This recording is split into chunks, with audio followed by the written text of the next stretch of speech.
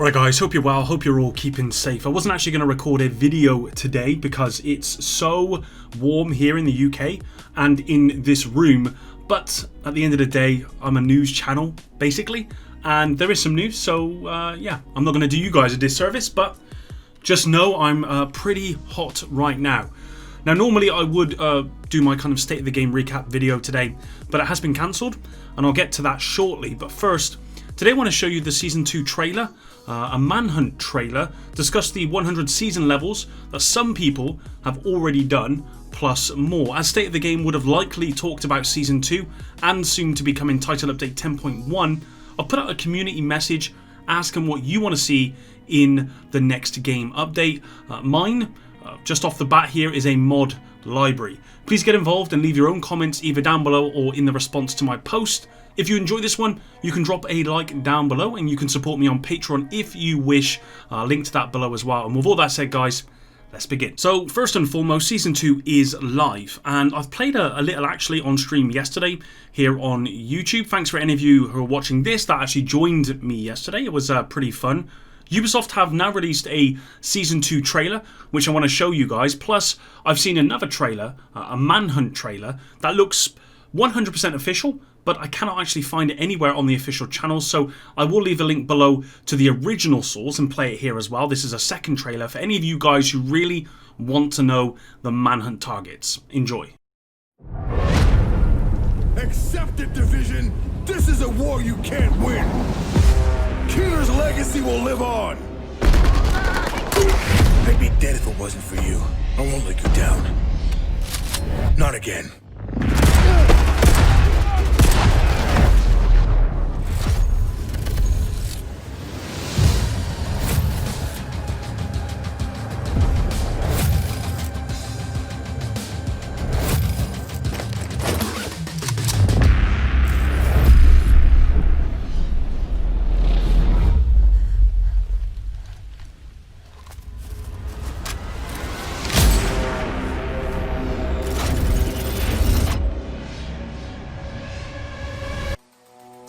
Been tracking a new rogue agent cell. They seem determined to pick up where Keener left off. We've identified 5 rogue agents responsible for attacks on civilian safe houses using Keener's Eclipse virus. Their leader is Carter LaRue, call sign Hornet, one of Keener's army buddies. He's had run-ins with Division agents before and seems like a true believer. The only thing worse than Keener's bullshit are the people that buy it. Lori Baker, call sign Termite, former field surgeon. After the quarantine, she murdered a group of infected patients inside a Sarah hospital. She believes eradicating the weak is the only way to gain control. Tegan Silver, call sign Luna. She was working with the State Department when the first wave was activated. We believe she's responsible for leaking critical intel to Keener. Elijah Lee, call sign Huntsman, former bomb disposal unit turned Division recruiter. He's the genius who signed on Keener and LaRue. He's eager to prove himself as Keener's successor. Jason Barnes, call sign Titan, former Wildland smoke jumper, activated during the second wave. Don't underestimate him. He's an eco-terrorist determined to wipe out humanity. These rogue agents were Keener's most loyal followers. Tracking them won't be easy. They're armed with the Eclipse virus, so don't forget your mask. If there's one thing that Ubisoft do very well, it's their trailers. The Assassin's Creed Valhalla trailer, for example, was amazing. And, you know, if I was watching this trailer that you've just watched as an outsider, I'd probably want to just drop into the game right away. But, you know, in reality, I wouldn't say I'm jumping at the opportunity to play more of Season 2. I'm just actually really enjoying the Title Update 10 right now, with the vast amount of build diversity that appears to have risen since it was released. It's actually good to see the variety in builds being posted here on YouTube now. Hybrid probably being the most popular, it would appear, but, you know, tank, healer, DPS builds, they're all absolutely viable right now. If you'd have said to me a couple of weeks ago that hybrid builds were kind of the meta, or certainly were something that was viable, I would have told you there's just no way. The same could be said actually for weapons and talents as well. It's nice to see a variety of talents being used in weapons. I don't see anyone actually using the M1A in focus right now, which is great, but don't get it twisted, guys. The all-red DPS build we all played with before TU10 is still very, very strong. And I think that's where TU10 got it right. Next up, and on the official Ubisoft website, they've released a Season 2 Keener's Legacy piece that I want to just go over with you guys, as it is official news, so I feel like I have to report on it. So here we go. So here's the piece that came out yesterday as of me recording this video. Keener's Legacy is the second season coming to the Division 2. The first phase is now live, and we have a full breakdown of what's waiting for you in Washington D.C. and New York. As in Season 1, the manhunt of 5 rogue agents is the narrative driver, looking for clues, locations, and finding the rogue agents to take on the prime target, Hornet. In the wake of Keener's death, his legacy is brought back to life as the rogue agent Hornet leads a cell of zealous rogue associates devoted to carry on Keener's calamitous plans with the Eclipse virus. The division must now take down each of the 5 members of Hornet's rogue cell in order to prevent them from realizing what Keener failed to do. Your first target is already available, and you can engage activities in Washington D.C. to unveil Termite's location.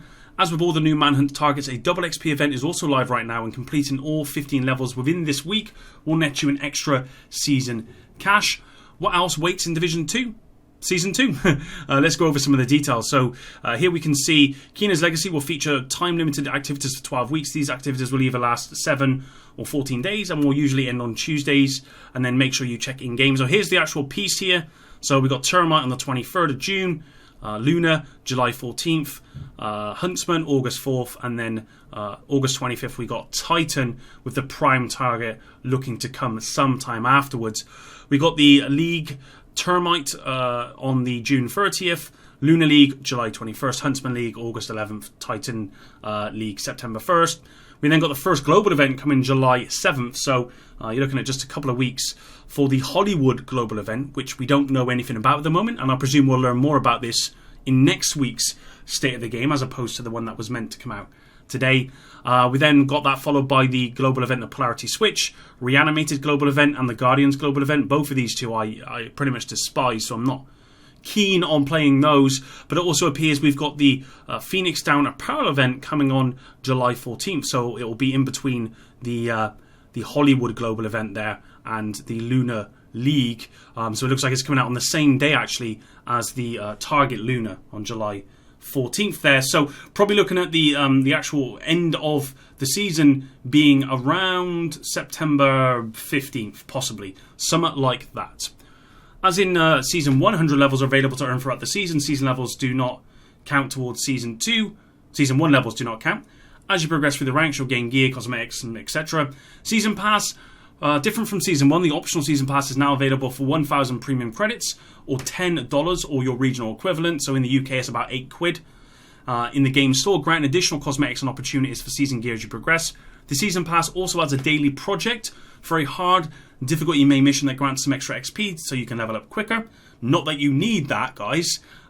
Additionally, players with the Season Pass will receive free apparel event cash keys on login during the apparel event. And what I will say as we go on here is actually this is glitched right now. I was playing on stream yesterday, and the apparel event is actually the keys that you get for the caches, they're not registering, and a lot of people have reported this to Ubisoft support. So the devs have actually recognised this. They tweeted out saying that they're looking into it. I might actually be able to find it here if I have a quick look.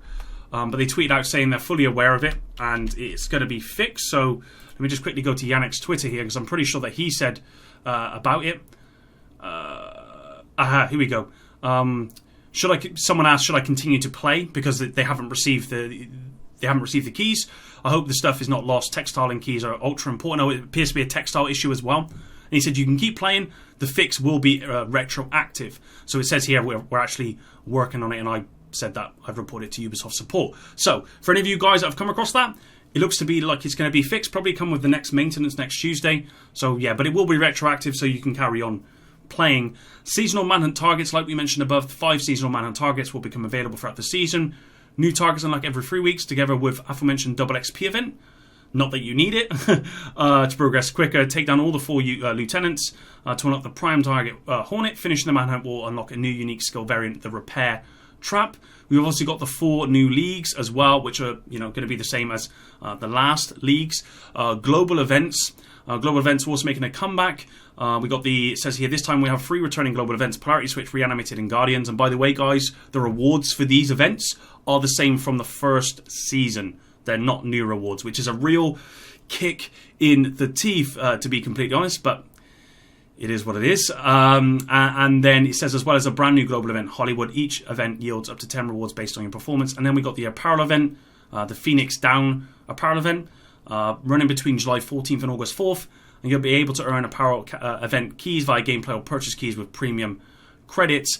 And then, of course, the rewards for Season 2 are the Repair Trap, the Eclipse Protocol gear set, Mantis, the Vial, Exotic Mask, 1 gear brand, 2 named items, 2 named gear pieces, Eclipse outfit, which is something I actually got, which is only available with the Season 2 pass, and other little bits and bobs. And it says here, with the exception of the unique skill variant and the new exotics, all gear listed above is currently available in-game. Most seasonal additions become available in the general loot pool in the pre-season phase, beginning 1 week prior to the start of the season. So, you might be asking yourself, why is there no state of the game today?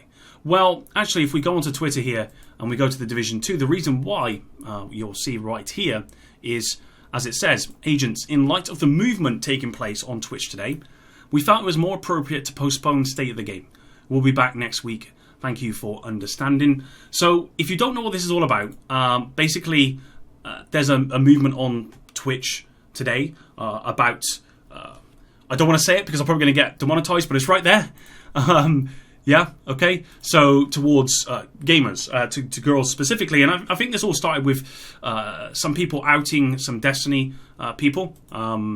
Say No to Rage, I believe, was outed by some women for stuff that he'd done. He actually came out and admitted it, and said he would. I wish I hadn't seen that. I was wanted to watch that later. But basically saying, he'll try and do better. And then a couple of other YouTubers got hit by this as well. Who was it? We had Tom Syndicate, as you guys probably know. Syndicate. We've also got Angry Joe as well, someone who I watch a lot of, who's actually made a statement about it actually himself. But a lot of people, Destiny community, a lot of women came out and said, look, I didn't want to talk about this, but I'm talking about it now because, other people have come out and, this happened to me, etc., etc. And rather than me write a script about this and make this kind of formal, I just want to just kind of say this off the top of my head here, guys. I've got 2 sisters, and I would hate to feel as though, they are receiving or having those advances towards them that made them feel uncomfortable in an environment. Because having 2 sisters makes it all the more closer to home for me. And I know that if that were my sister and she was experiencing that, I would go absolutely mad. And that's not to say that if I didn't have one, I wouldn't feel the same way, because I would. And ultimately, at the end of the day, if people are doing this stuff, they absolutely should be reprimanded for it. Do I think that it should just be put onto Twitter and left there? No, I think that you should probably go to the authorities about it. If you feel that strongly about it, I think you should go to the authorities and go through due process. I thoroughly believe in due process. The innocent till proven guilty. Of course, on social media, it's not quite like that, is it? You put out allegations, and really everyone starts to believe it. For some people, they've admitted to it. Other people have not, and I think that for that, you need due process. But at the end of the day, I absolutely agree. There's a lot of people who abuse their power, not just here on YouTube, but everywhere, who abuse their power and think they can just get away with stuff because of that power, and it seems to be quite rife. And it's very disappointing. So I have the full support of all gamers, gamer girls, because it's not just girls, by the way. There's guys that have experienced this from other guys or from girls.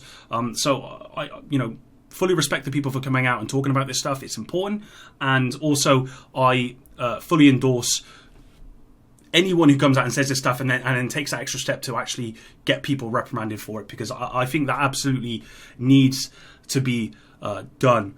And if these people are doing these things, then they deserve everything that's coming towards them, essentially, is how I feel about it. Guys, I was going to finish the video there, but I did say that we'd talk about season levels up to 100. Now, I'm going to do a full video on this because I think this needs a full video. And the reason I would just want to mention it in this video particularly is because I've seen people who have done the 100 season levels in 6 hours. 3-month season reward track in 6 hours.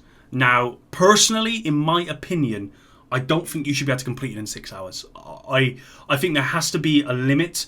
Not a limit on how much XP you get in a day, but they need to, I think they need to reduce the amount of XP people get. And a lot of it comes from difficulty. So people are running like heroic 5 directives, that sort of thing, and that's why they're getting the increase, the extra XP. And I don't know if there's a way that they could do it so that actually the amount of XP you get is the same regardless of what activity you do. I'm not so sure if that's maybe how they should do it, or they should really reduce the amount of XP you're getting, so just to make incremental XP over the difficulty rather than huge boosts. Because at the moment, what you can do is you can complete a project. My understanding is you can complete a project and then you can change your world to 5 directives heroic, and you'll get the XP when you've then handed in that project for 5 directives heroic.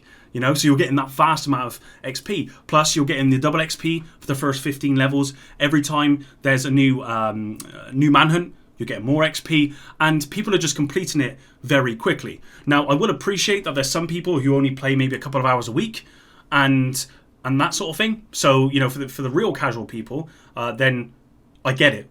But even if you only played 3 hours a week, guys, I promise you, in 3 hours, I can get about 15 levels.